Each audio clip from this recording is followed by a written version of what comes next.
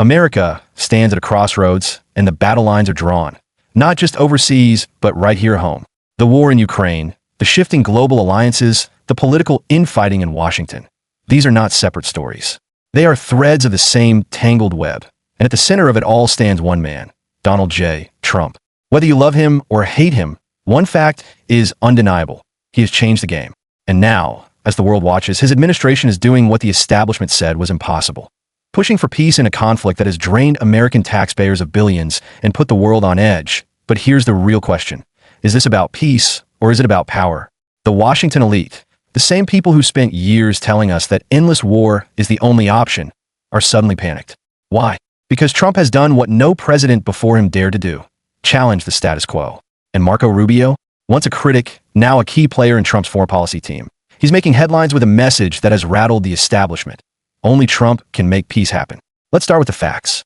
Ukraine's President Zelenskyy has now signaled a willingness to negotiate. In a letter to Trump, he stated that Ukraine is ready to come to the negotiating table as soon as possible. That alone is a bombshell. After years of unwavering commitment to fighting until victory, suddenly there's a shift. Why now? Could it be that the financial and military support is no longer guaranteed? Could it be that Ukraine sees the writing on the wall? Meanwhile, Trump has temporarily halted military aid and intelligence sharing with Ukraine. That move sent shockwaves through Washington. But let's be honest, was anyone really surprised? From day one, Trump has called this a protracted stalemate and a proxy war between nuclear powers. He's not wrong. The American people have spent over $100 billion on this war. And what do we have to show for it? A battlefield frozen in place, and a Washington establishment that insists we keep writing blank checks. And then there's Russia. According to Rubio, Trump's administration has already reached out to Moscow to gauge their interest in negotiations. The response? They're open to talks. This is critical. For over 3 years, we've been told that Russia will never back down, that Putin is determined to fight to the last man. But if that were true, why even entertain talks? Why signal a potential shift? The answer is simple. Power is shifting. Washington's old guard sees it, and they're terrified. The moment Zelenskyy's letter became public, the media scrambled to spin the narrative. The same outlets that praised Biden's blank check approach to Ukraine are now suggesting that peace talks are somehow a dangerous idea. Think about that for a second. Since when is diplomacy dangerous? And that brings us to Marco Rubio. Once dismissed as a party line neocon, he's now echoing Trump's vision for a negotiated settlement. Only Trump can make this possible, he said. That's not just an endorsement. It's a warning shot to the establishment. Because if Trump succeeds, if he pulls off a deal that brings even a temporary peace, then everything Washington has told us about this war unravels. What's really at stake here? Is it Ukraine's sovereignty, or is it the grip that Washington's power brokers have over America's foreign policy? That's the question we're going to explore. We'll break down the facts, analyze what this means for the American people, and most importantly, dive into what you real Americans are saying about it. Because, as always, the truth isn't found in the polished speeches of politicians. It's in the voices of the people. Let's talk about the war itself. For 3 years, we've been told that victory for Ukraine is just around the corner. Billions of dollars in American aid, advanced weaponry, intelligence sharing, all of it, we were assured, would push Russia back and restore Ukraine's borders. And yet, here we are. The front lines have barely moved, Russia hasn't collapsed, and Ukraine, after years of defiant rhetoric, is now signaling that negotiations might be necessary. What changed? The answer, as always, comes down to power and money. Trump's decision to pause military aid sent a message that Washington's political elite never wanted to hear. The blank check era is over. For years, they've operated under the assumption that America's resources are limitless, that taxpayers will simply keep funding endless wars without question. But the reality is sinking in. Public opinion has shifted. Americans are asking the uncomfortable questions. Where is this money actually going? How does this war serve our national interests? And most importantly, why should we keep funding a conflict that doesn't seem to have an endgame? Rubio's statements confirm what many have suspected. Trump sees this war as a stalemate, a dangerous game between nuclear superpowers with no clear path to victory. And he's not alone in that assessment. Military analysts have warned for months that Ukraine is running out of manpower, that its economy is on life support, and that continuing the war without a clear strategy is a recipe for disaster. So why does Washington keep pushing for more? The answer is simple: money. The military-industrial complex has been profiting off this war since day one. Defense contractors, lobbyists, and politicians with deep ties to the arms industry have every incentive to keep the conflict going. Billions of taxpayer dollars are being funneled into weapons programs, military aid packages, and reconstruction efforts that never seem to materialize. And let's not forget the mineral and security deal that Ukraine has reportedly agreed to sign. Who really benefits from that? But let's take a step back. If Ukraine is finally considering peace talks, what does that say about their chances of winning? If this war was truly winnable, wouldn't they be pushing forward rather than looking for an exit? And if both Ukraine and Russia are now at least willing to consider diplomacy, then why are so many in Washington still insisting that the only path forward is more war? The American people deserve answers. They deserve transparency. And yet, instead of honest discussion, we get media spin. The same outlets that champion Biden's policy of unlimited aid are now calling Trump's efforts at diplomacy reckless. Think about that. After years of telling us that democracy is at stake, that Ukraine must be supported at all costs, suddenly the idea of negotiations is dangerous? That's not just hypocrisy, it's an agenda. And here's the kicker. The people in power aren't the ones paying the price. It's not their sons and daughters being sent to war. It's not their tax dollars being siphoned off. It's the American working class. The people who are watching their grocery bills skyrocket, their savings shrink, and their government prioritize foreign conflicts over domestic stability. That's the real scandal here. And it's time we start talking about it.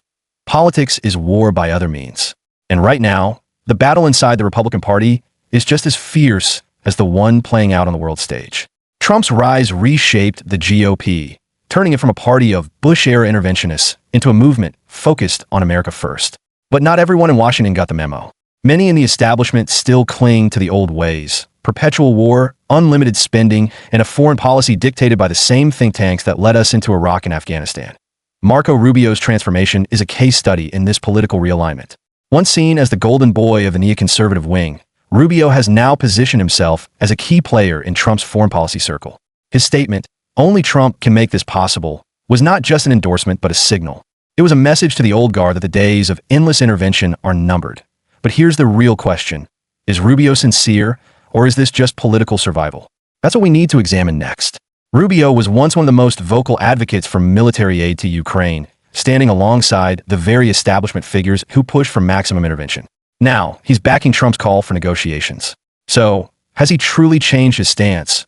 Or is he simply positioning himself for a post-Trump Republican Party where interventionism is no longer the dominant ideology?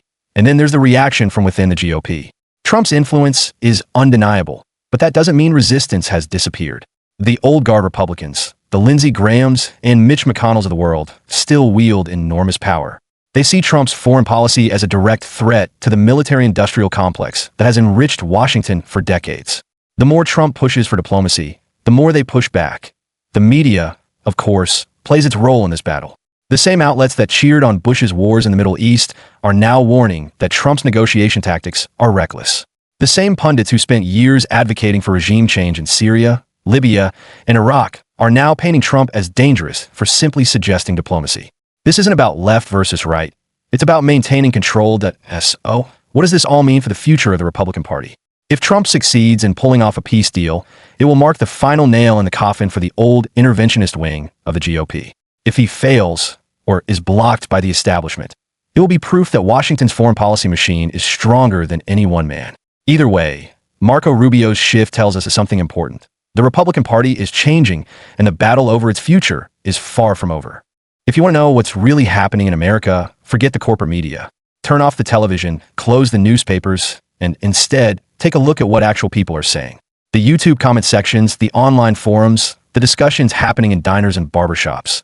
This is where you find the real pulse of the nation.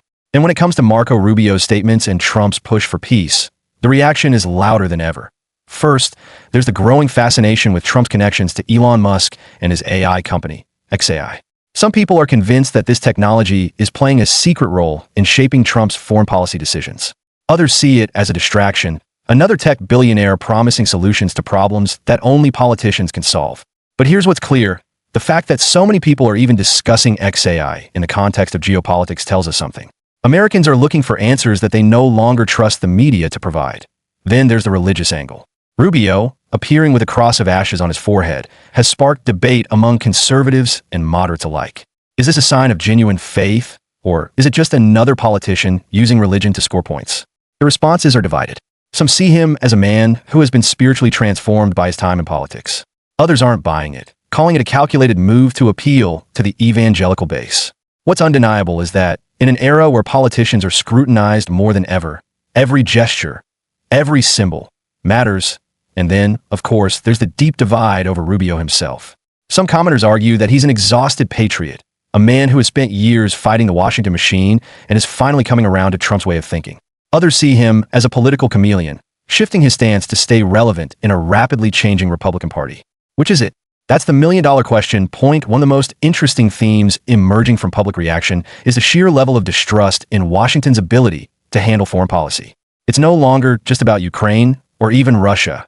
It's about a broader feeling that American leaders are out of touch with reality. Comment after comment repeats the same sentiment. Why is our government more focused on funding wars overseas than fixing problems at home? That's not a talking point from a politician.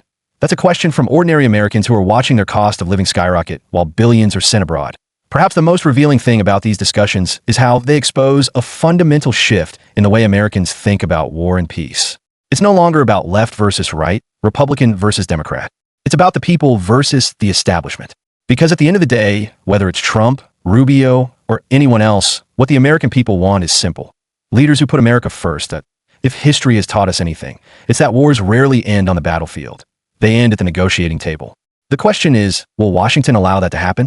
Because make no mistake, the biggest obstacle to peace isn't Russia or Ukraine. It's the political class in the United States that profits from endless war. Trump's attempt to broker a settlement has been met with fierce resistance, not from foreign adversaries, but from the same politicians, lobbyists, and media figures who have spent years pushing for deeper U.S. involvement in this conflict. The reality is, neither side can claim victory. Ukraine is battered, its economy devastated, its manpower depleted. Russia, despite its resilience, faces increasing pressure from within. Both sides know that a prolonged war only benefits the arms dealers and defense contractors. Yet, Washington's foreign policy elites refuse to acknowledge this, because doing so would mean admitting that their strategy, one that has cost American taxpayers billions, has failed. What happens if this war drags on? The consequences are dire. Every day, more lives are lost, more money is spent, and America drifts further away from focusing on its own domestic problems. Inflation continues to rise. Our borders remain unsecured, and yet, billions are funneled into a war that has no clear objective. The American people are waking up to this reality, and they are asking the hard questions. What is our end game? How does this war serve U.S. national interests? And most importantly, why are we risking global stability for the sake of a conflict that could have been prevented through diplomacy? The answer from Washington: silence. Or worse, fear-mongering. The same voices that insisted Iraq had weapons of mass destruction are now telling us that pulling out of Ukraine will lead to catastrophe. The same pundits who pushed for 20 years of war in Afghanistan are now demanding an open-ended commitment to Ukraine. And once again, it's the American people who are expected to foot the bill. But here's the hard truth. The United States cannot afford to be the world's police force anymore. The idea that America should continue to bankroll foreign wars while its own economy crumbles is not just unsustainable. It's an insult to every hardworking citizen struggling to make ends meet. Trump's approach, whether you agree with it or not, is forcing the country to reassess its priorities. And that's exactly why the establishment fears him. Because if Trump succeeds in ending this war, it won't just be a victory for diplomacy, it will be a defeat for the entire Washington war machine.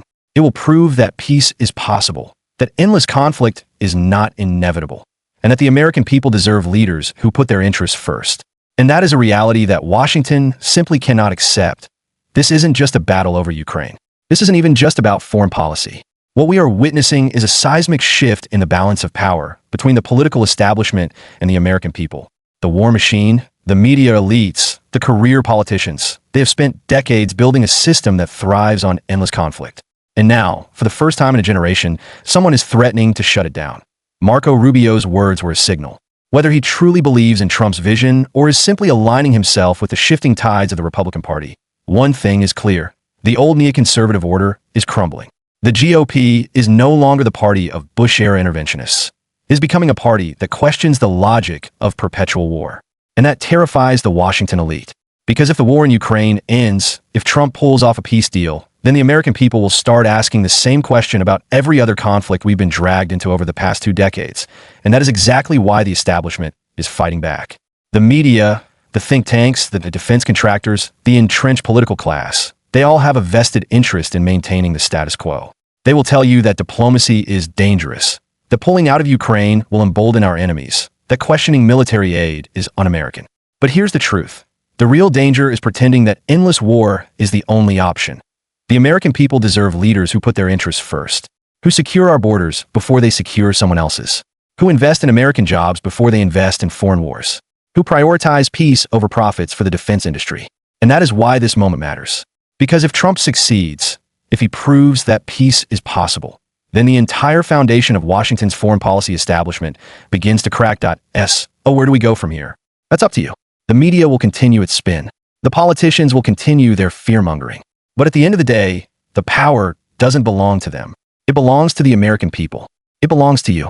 And if enough Americans stand up and say, enough is enough, then maybe, just maybe, the war machine will finally be forced to listen. If you found this analysis valuable, make sure to like this video, subscribe to the channel, and leave a comment below with your thoughts. Do you think Trump can pull off a peace deal? Or will the Washington establishment find a way to stop him? Let's hear what real Americans have to say. See you in the next one.